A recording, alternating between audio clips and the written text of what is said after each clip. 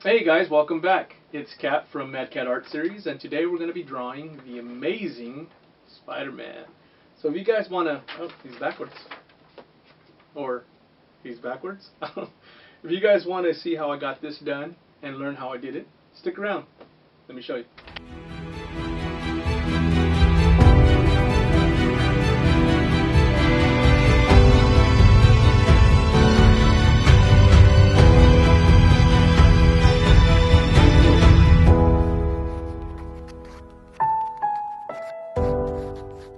Alright guys, before we get started, I'd like to thank those of you who have hit the like button and also those of you who have commented on every video that they've watched, because it's so important for our engagement and for actually getting the word out, and it brings this content to new people. And if you're new and you haven't already made sure to do it, click on the little red subscribe button, turn on the notification bell, and join the League of Madcatt Artists. Let's get great together day by day. Let's start drawing.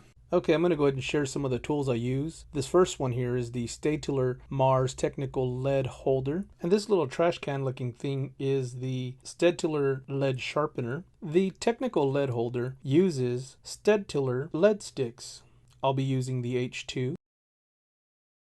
And of course, we'll have the standard number 2 HB pencil. And this here is the Pentel Click Eraser ZE22. These normally come in a 3-pack. I'll have all of these tools listed in the description below. That way you guys can have easy access to finding these things online for the best price out there. So let's go ahead and get started. Here you can see I had a sketch that I had done earlier. It's a simple sketch. I just wanted to figure all proportions out. That way I didn't have any trouble doing the outline. And then of course I just traced it over just some simple copy paper. No light box. It's pretty visible. Here I'm just starting to darken the eye area. That way we can get a good base for the head. You know, with me I always start with eyes for Spider-Man just because they're so iconic. So you kind of really don't want to mess those up.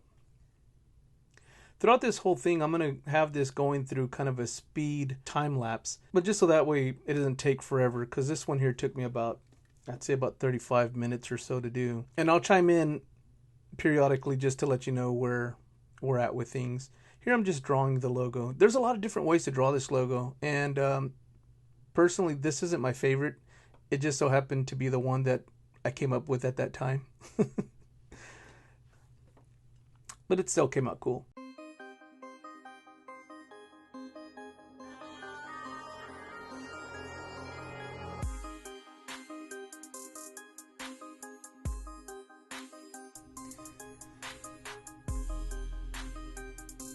Here I'm just darkening the outside of Spider-Man's shoulders. And I'm just going to darken pretty much the figure just to kind of get an idea of where we're at with things.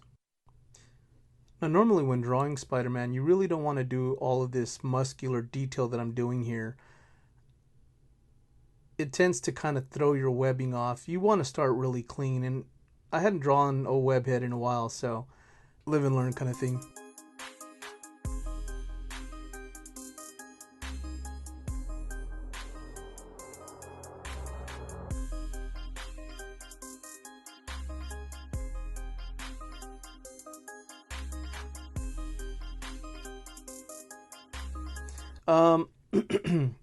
When you start doing the webs, you want to make sure that your initial line work is very clean.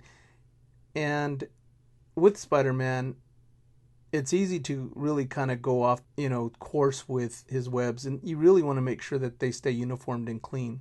I'm not perfect, so you'll see where I made some mistakes also.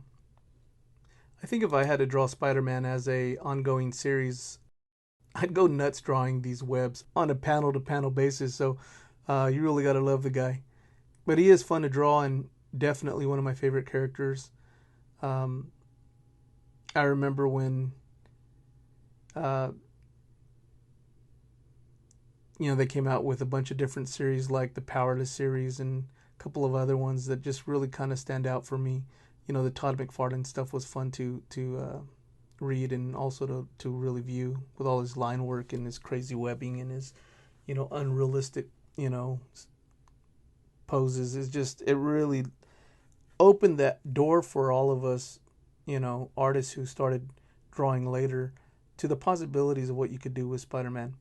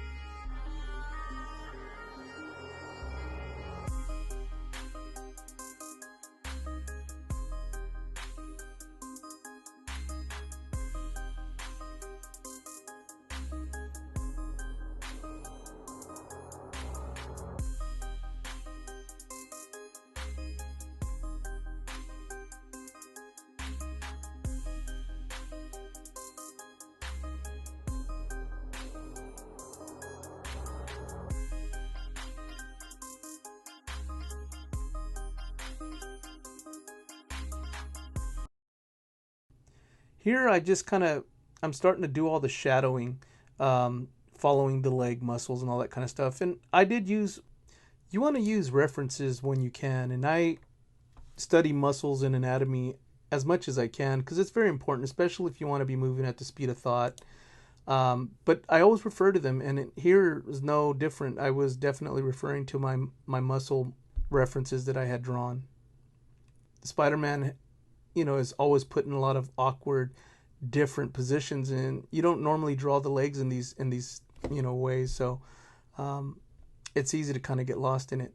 Here I didn't like the way I did the cross hatching, so I went back and erased it and cleaned it up. It's just the angle. I tape it down so that the page doesn't move too much, but sometimes it hinders the drawing. But here I'm just, like I said, I'm adding some shade to the legs and the calf, and just adding some body to the drawing here. I really love drawing Spider-Man. He's fun. All of his over-exaggerated positions and stuff, his over-exaggerated legs and feet and hands. It's really cool. He's such a skinny, powerful dude. Definitely one of my favorite comic characters of all time.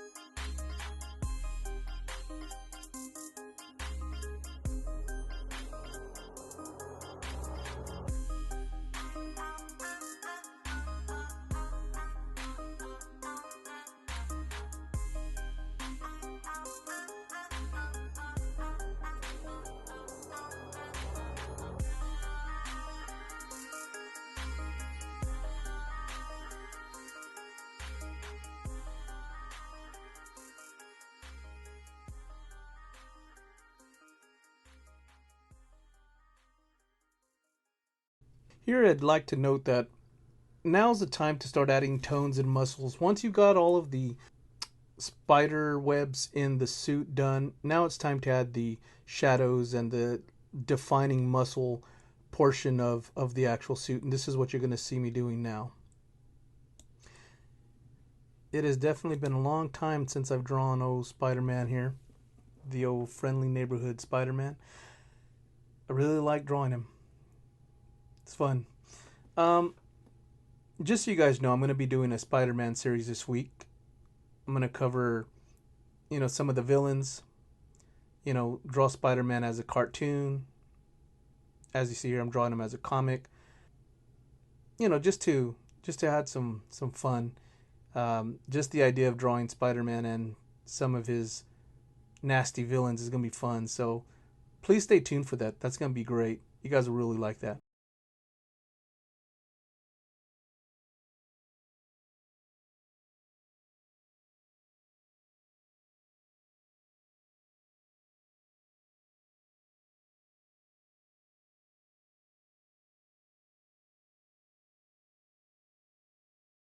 Thank you so much for watching. If you enjoyed the video, please like and subscribe. If you guys have any questions or suggestions about future videos, please leave a comment down below. See you next time, and until then, keep drawing.